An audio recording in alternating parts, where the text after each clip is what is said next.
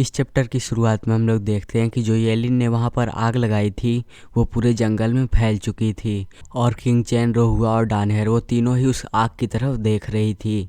लेकिन जैसे किंग चैन उधर देखती है वो घबराने लगती है और उसको लगता है कि जूफेन अब मर चुका है और वो बार बार जूफेन का बस नाम ले रही थी और उस आग की तरफ जाने के लिए आगे बढ़ने लगती है। लेकिन रोहुआ उसे पीछे से पकड़ लेती है और बोलती है, किंग चैन क्या तुम पागल हो चुकी हो? अगर तुम इतनी ज़्यादा तेज आग में जाओगी तब तुम तुरंत ही जलकर मर जाओगी। लेकिन किंग चैन को कुछ भी समझ में नहीं आ रहा था। वो बोलती है, मुझे जाने दो, मुझे उसे ढूंढना ही होगा। किंग चैन इतना बोलती है कि उसके पीछे से कोई गर्दन पर मार देता है और उस स्ट्राइक से वो वहीं पर बेहोश हो जाती है। और फिर डानहेर रोहुआ से पूछती है, सीनियर सिस्टर अब हमें क्या करना चाहिए? उसकी बात सुनकर रोहुआ अपने मन में सोचती है, मैंने इतनी डिग्निफाइड और एलिगेंट वुमेन को ऐसे जंगलियों की तरह एक्ट करते हुए नहीं देखा है। ये बस यही दिखाता है कि वो जूफेन की कितनी परवाह करती है। और फिर रोहुआ आगे से डानहेर से बोलती है, किंग चैन को डबल ड्रैगन मैनर में ले चलो, वही ऐसी जगह है जहाँ पर हम सभी सेफ रहेंगे। जिस पर कि डानहेर बोलती है, लेकिन ब्रदर जूफेन का क्या? तो रोहुआ बताती है, ये इन्फर्नो मतलब कि ये आग कुछ ऐसा नहीं है जिसे हम हैंडल कर सकते हैं। बस हम यही होप कर सकते हैं कि वो भगवान के दया से बच जाए। और फिर रोहुआ हिचकिचाते हुए बोलती है, लेकिन इतने बड़े डिस्ट्रक्शन के बीच से निकलना शायद ये इम्पॉसिबल है। अब जूफेन के सर्वाइवल के लिए कोई भी होप नहीं बचा है। और फिर अगले सीन में हम लोग देखते हैं कि स्वेंगर जोर से चिल्लाती है, जूफेन, और उसकी ये आवाज़ उस पूरे मैंसन में फैल जाती है। और स्वेंगर की ये आवाज़ सुनकर यूनहाई, उसकी बहन और सर लेंगुचेंग वो तीनों ही वहाँ पर आ जाते हैं। और यूनहाई स्वेंगर से पूछता है, स्वेंगर अभी अभी तुम्हें क्या हो गया? तुम इतनी ज़ोर से क्यों चिल्लाई हो? तुमने अपनी पूरी स्ट्रेंथ के साथ चिल्लाया है, तुमने यहाँ पर सभी को डरा दिया, क्या कुछ हो गया है? जिस पर कि स्वेंगर रोते हुए बताती है, सिस्टर यूनसेंग, जूफेन वो अब मर चुका है। स्वेंगर की बात सुनकर यूनहाई, उसकी बहन और लेंगुचेंग के चेहरे से पूरा एक्सप्रेशन उड़ जाता है। और फिर यूनहाई मामला संभालते हुए बोलता है, स्वेंगर ये तुम क्या बोल रही हो? ब्रदर जूफेन की शादी लॉर्ड चू के साथ हुई है और वो सेक्ट लीडर भी हैं, उन्हें इस समय खुश होना चाहिए, ना कि।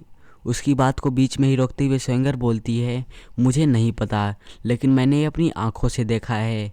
जूफेन पूरे पूल ऑफ ब्लड के अंदर गिरा हुआ था और फिर कुछ गोल्डन फ्लेम्स आई और उस पूरे एरिया को उन्होंने घेर लिया। और स्वेंगर ये सभी चीज़ें रोते हुए बता रही थी और उसकी बातें सुनकर मिस लू वो गिरने लगती है, लेकिन यूनहाई उसे संभाल लेता है। फिर सर लेंगुचेंग आगे बोलते हैं, क्लैन हेड, सिस्टर स्वेंगर इस एम्पायर की हॉली मेडन है और ये जो कुछ भी इस वर्ल्ड में हो रहा है उसके कुछ सीन्स को देख सकती है और शायद से स्टीवर्ट जू वो किसी बाहरी मामले में फंसे हुए होंगे। लेकिन स्वेंगर की ये स्ट्रॉन्ग फीलिंग, इसे हम सभी मना नहीं कर सकते हैं और सभी चीज़ें ऐसी ही हो रही हैं जैसा कि मुझे डर था और ये सारी चीज़ें बहुत ही जल्दी हो गई। सर लेंगुचेंग की बात सुनकर यूनहाई तुरंत बोलता है, गार्ड्स जल्दी से डेमन स्क्रीमिंग सेक्ट में एक स्पाई भेजो और तुरंत मुझे रिपोर्ट करके बताओ कि वहाँ पर क्या हुआ है। और फिर अगले सीन में हम लोग एल्डर युआन को देखते हैं जहाँ पर वो बैठकर मेडिटेशन कर रहे थे। लेकिन हमें ये नहीं पता है कि उनको पता चल गया है कि नहीं कि जूफेन मर चुका है। तभी उनके दरवाजे पर नॉक नॉक होता है और वो बोलते हैं, बाहर कौन है? तब बाहर से आवाज़ आती है, मास्टर ये आपका डिसाइपल है और मैं अपने रिस्पेक्ट्स को पे करने के लिए आया हूँ। जिस पर कि एल्डर युआन बोलते हैं, जीवे तुमने ये काम सेंचुरी से नहीं किया है, तब तुम्हें ऐसा क्या हो गया कि तुम ये हैबिट फिर से पकड़ रहे हो? जिस पर कि बाहर से जीवे हंसते हुए बोलता है, हे मास्टर प्लीज़ मुझे माफ़ कर दीजिए, मैं इतने समय से सेक्ट लीडर बना था, इसीलिए मुझे समय नहीं मिल पा रहा था कि मैं अपने मास्टर को कोई रिस्पेक्ट पे करूं। लेकिन अब जबकि मैं सेक्ट लीडर के पोजीशन से हट गया हूं तो इस समय मैं फ्री हूं और ऑफ कोर्स मुझे उन सारे ईयर्स का कंपनसेशन करना है। जिस पर कि एल्डर युआन बोलते हैं, तुम अंदर आ सकते हो। तो जीवे दरवाज़ा खोलकर अंदर जाने लगता है और वो अपने घुटने पर आ जाता है और बोलता है, मास्टर मैं आपको अपनी रिस्पेक्ट्स पे करने के लिए आया हूँ। जिस पर कि एल्डर युआन बोलते हैं, कोई भी मंदिर में बिना किसी वजह के नहीं जाता है। जीवे तुम अपने खुद के किसी रीजन के कारण आए हुए होगे, ना कि मुझे रिस्पेक्ट्स पे करने के लिए। जिस पर कि जीवे हंसते हुए बोलता है, मास्टर मेरे विचार आपसे छुप नहीं पाते हैं और मास्टर, जो आपने मुझसे 1 महीने पहले बोला था, मैंने उस पर बहुत ही विचार किया और मैं विचार करने के बाद आपसे बोल रहा हूँ कि आप मुझे एक दूसरा चांस दीजिए जिससे कि मैं नया शुरू कर सकूँ। उसकी बात सुनकर एल्डर इवान बोलते हैं, क्या तुम चाहते हो कि तुम सेक्ट लीडर बन जाओ? तो जीवे बोलता है, हाँ, और एक नेशन बिना किंग के नहीं रह सकता है और ये सेक्ट पे भी अप्लाई होता है। और जब से जूफेन डबल ड्रैगन मैनर में गया है तब से वो सेक्ट लीडर भी है, लेकिन उससे सीट खाली हो चुकी है। लेकिन अगर ये कुछ दिनों का मैटर होता तब ये चल जाता, लेकिन वो 10 साल से भी ज़्यादा बाहर रहेगा और अगर वो बाहर रहेगा तो सेक्ट के अंदर के मामले कौन संभालेगा? इसीलिए मैं चाहता हूँ कि आप मुझे सेक्ट लीडर बना दीजिए। उसकी बात सुनकर एल्डर इवान बोलते हैं, चिंता मत करो, यहाँ पर मैं भी हूँ और इसके साथ साथ और भी ढेर सारे वेनरेबल्स हैं जो कि मदद।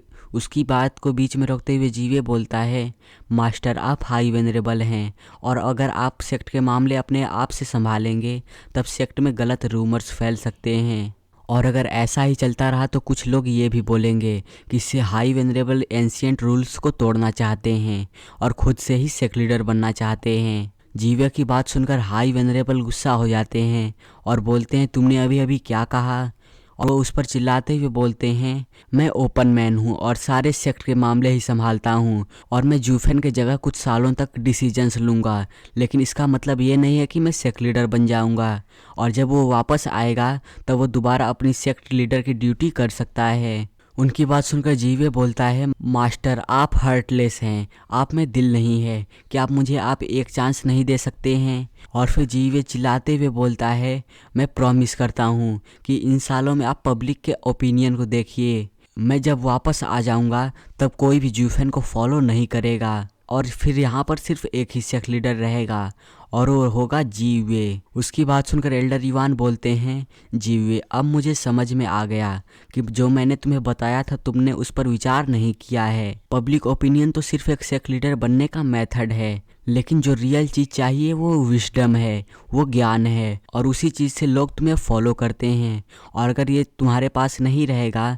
तब तुम उनके दिलों को बस कुछ ही समय तक जीत पाओगे, लेकिन उसके बाद वो फिर से तुम्हें छोड़ देंगे और जब तुम डाओ का मतलब समझोगे तब हम दोनों आपस में बात करेंगे कि सेक्ट लीडर कौन बनेगा। एल्डर इवान की बात सुनकर जीवे एक ईविल सी स्माइल देते हुए बोलता है, मास्टर आप बस ऐसी ही बातें बता रहे हैं। डाओ जैसी अनरियल चीज़, इसको कोई कैसे अचीव कर सकता है? आप बस इसको एज ए एक्सक्यूज यूज कर रहे हैं जिससे कि मैं सेक्ट लीडर बन ना पाऊँ। वेल, ये आपकी चॉइस है। और इस पैनल का सीन देखकर मुझे ऐसा लग रहा है कि जीवे को पता चल चुका है कि जूफेन मर चुका है और शायद ये एल्डर इवान का लास्ट दिन है और यहीं से ये चैप्टर एंड हो जाता है। और अगर आपको अगला चैप्टर जल्दी चाहिए तो इस चैनल को सब्सक्राइब करके इस वीडियो को लाइक कर देना और मुझे कमेंट में ज़रूर बताना कि आज का एपिसोड कैसा लगा। और पिछले 2 वीडियोस किसी यूट्यूब गाइडलाइंस के कारण रिमूव हो गई हैं और अगर तुम लोग नया वीडियो चेकआउट करना चाहते हो तो मैंने 1 घंटे का अपलोड किया है।